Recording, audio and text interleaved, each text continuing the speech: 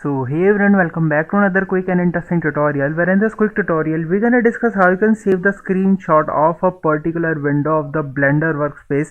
Likewise, if you are working on a particular project and if you want to save the screenshot of some particular window or the consoles of the Blender software, you can do that. By defaultly Blender provides you inbuilt feature to save the screenshot.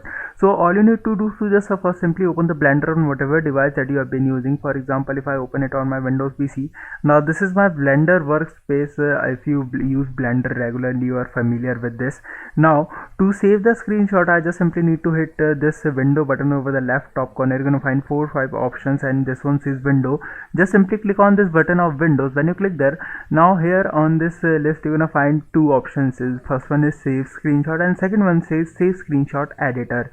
When you click this, now your cursor is going to be changed. Now you just simply need to select the area of which or the window of which you want to save the screenshot. You're gonna see 4 or 5 windows are here on my screen. The first one is this workspace window, the second one is this timeline window, and here is the more layer window and the settings window. So I just simply need to tap on the window of which I want to take the screenshot. For example, if I tap on this window, now a saving window has been now opened, and from here I need to rename my image or anything else or to the anything else that I want. Now browse the location of which you want to save the screenshot and just simply hit this button, save screenshot editor. And once you do that, now the screenshot of this only this particular window has been saved, so you can share it somewhere else or you can save it for later purpose uses. So by this method you can easily take the screenshot on some particular windows or some particular panels on Blender. Alright, so that's it for this tutorial. I hope this video will be helpful for you. Make sure to hit the like button and subscribe button for having such more helpful and interesting tutorials.